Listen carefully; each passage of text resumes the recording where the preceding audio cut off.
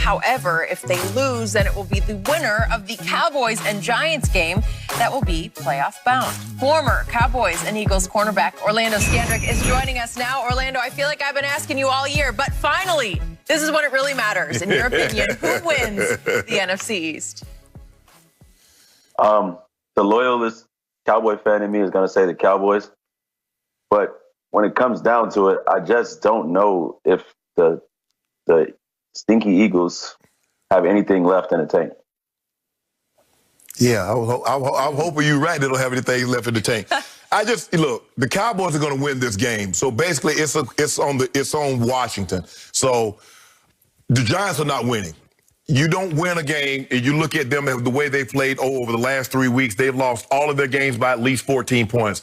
2 of the last 3 games, Daniel Jones have gone down at least 6 times in those games, because what makes him a competent quarterback, a serviceable quarterback, is his ability to get out of harm's way. He can run. Hence the 80-yard takeoff and run that he had against the Eagles the first game, and they came back about 3 weeks later, and he had a 34-yard touchdown run. But if he can't run, he's not good enough just sitting in the pocket throwing the football. If he was Tom Brady, if he was Aaron Rodgers or Mahomes, and had that type of arm and had that type of accuracy, I can say, you know what, he can beat him from the pocket. But I haven't seen any of that where he can just consistently beat someone from the pocket. So I believe the Eagles. I believe the Cowboys will win this game very easily. Now, what it comes down to, do I believe Alex Smith, who hasn't played in 2 weeks, 3 weeks now? It'll be 3 weeks with that bum calf. How much can he do? Can he not turn the football over, put the Eagles on short fields? You got to make Jalen Hurts drive the length of the football field to get points. And the one thing that we've seen over the last couple of weeks, Jalen Hurts has turned the football over too. We talk about Carson Wentz turning it over. Jalen Hurts is a turnover machine too now. You see that, right? Both of them. But look, Skip, I know you're shaking your head, but let me dive into it. So when I look at football from all my 25 years of experience, I start from the front to the back. So I start from the trenches to the skill players.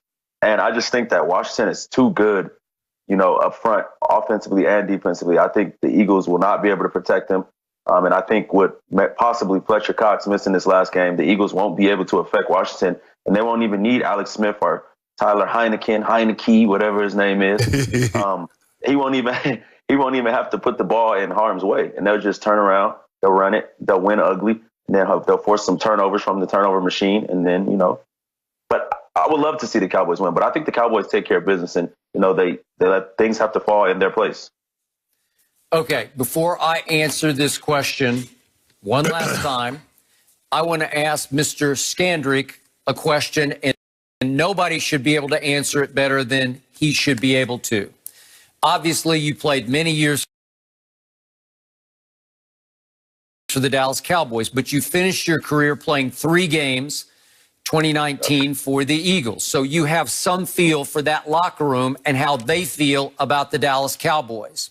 So give me your gut feeling about, deep down, subliminally, psychologically, subconsciously, the Eagles have to be thinking, if we win this game, we're going to be winning the division for the Dallas Cowboys. Again, they have to go win at New York first, but they'll know this because they're playing the night game. So deep down, how much will it gnaw at them that they could be winning the division for the team they hate the most? I don't think that's a factor at all. Because at the end of the day, this is their job. This is how they feed their families.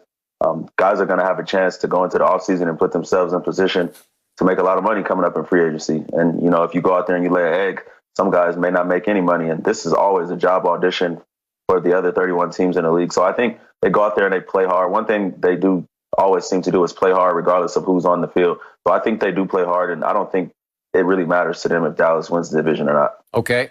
Skip, you also might be playing hard for a new coach. He's going to be looking at that tape too. Ain't no assurances. I know Doug Peterson said that I have every reason to believe that I'm coming back in 2021. But I hadn't heard Jeffrey Lurie say that. Okay, so back to the question at hand. Back to the Cowboys. We haven't discussed the Jason Garrett factor. Obviously, Jason Garrett coached this team for way too long. No, he didn't. Way too long, and he coached Scandrick for a long time. You got 3 division titles. Yeah, lots of 8 and 8s in there. Old 8-8 Jason, and he's up there trying to direct that offense, and it's going nowhere slowly as usual. No surprise here. But obviously, Jason knows where all the bodies are buried in the Cowboy defense because he knows it up close and personal. I don't think it's a huge advantage for New York because everybody knows where the bodies are buried on the Dallas defense because they're everywhere, right? Just run the football. You just run it. Again, do the Giants have the capability to run the football? Well, it's not what they do very well because they're ranked by Pro Football Focus the 26th rushing attack, and they're down to Wayne Gallman. And I've always respected him because he will try hard, but he's got one 100-yard game this year, and it was at Seattle when they pulled off maybe the upset of the year with Colt McCoy at quarterback. What was it, 4 games back? Yep. And now they've lost 3 in a row. So speaking of not having enough left in the tank, they hate Dallas too, so I'm sure they will play as hard as they can. I just don't think they're good enough because they don't rush the passer and they don't protect their passer enough, and so that should be huge advantage for Dallas. So Dallas is actually favored by 2 points at New York. So I believe Dallas is going to win this game 30-20 because Dallas had just caught fire on offense, and it's hard to deal with Andy Dalton throwing to Michael Gallup. And if you want to double or triple him, if you want to try to take him completely away, good luck with Amari Cooper and better luck with CeeDee Lamb. So I see Dallas winning this game fairly easily. Now I'm back to Orlando's contention, Orlando Scandrick, that the Eagles don't have enough left in the tank. Well, man, they gave Dallas all they wanted last Sunday. For a half. Well, wait a second. Jalen Hurts had 411 411 total yards in that game. Is that good? In 3 turnovers. Have you ever seen a game won in 30 minutes? A game won in 30 minutes? No. So, Yeah, so the what? Eagles they didn't have nothing left. But this is what scares me. I don't even want to get back into the Eagles. You know, the Eagles, I don't. They don't have it. That's last week's lunch. But to get back to the Giants, what scares me about the Giants is they're so well coached on defense. And it's going to be a colder game. It's going to be an 80% precipitation. It's going to be a wet game. And I don't have the confidence to when they stack the box, when they put 8 people in the box and they totally commit to making Dalton beat you. I don't have the confidence that Andy Dalton could take the Dallas Cowboys anywhere. There was a stretch there, Skip, where the Giants defense, they could generate pressure. You remember how they was getting at Tom? They was getting at Tom, made Tom uncomfortable. And that was one of the reasons why they beat Seattle in Seattle. They got Russell Wilson 5 times.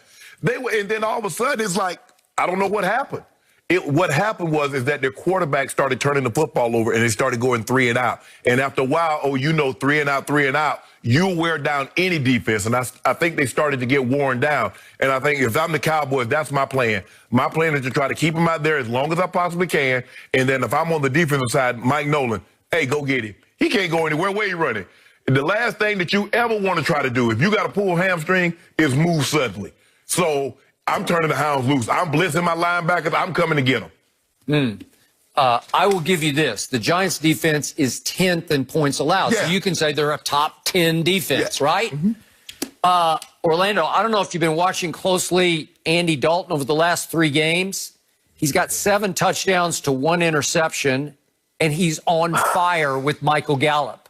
On fire versus the Bengals with their 3rd-string quarterback, the 49ers with their 3rd-string quarterback, and the Eagles with their practice squad players. Okay, did you happen to notice what the Bengals did after they lost 30-7 to Andy Dalton in his return to his old stomping grounds? What they turned right around and did to the Steelers, 27-17? What I'm trying to tell you is it's a division game.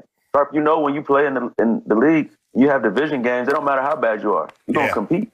Okay, and I guess you'll dismiss this as another division game, but then Andy Dalton hung 41 on San Francisco. San Francisco turned right around and held Kyler and company to 12. Well, they might have should have started C.J. Beathard instead of Mullins because Mullins is a turnover machine. All you got to do is just pull it.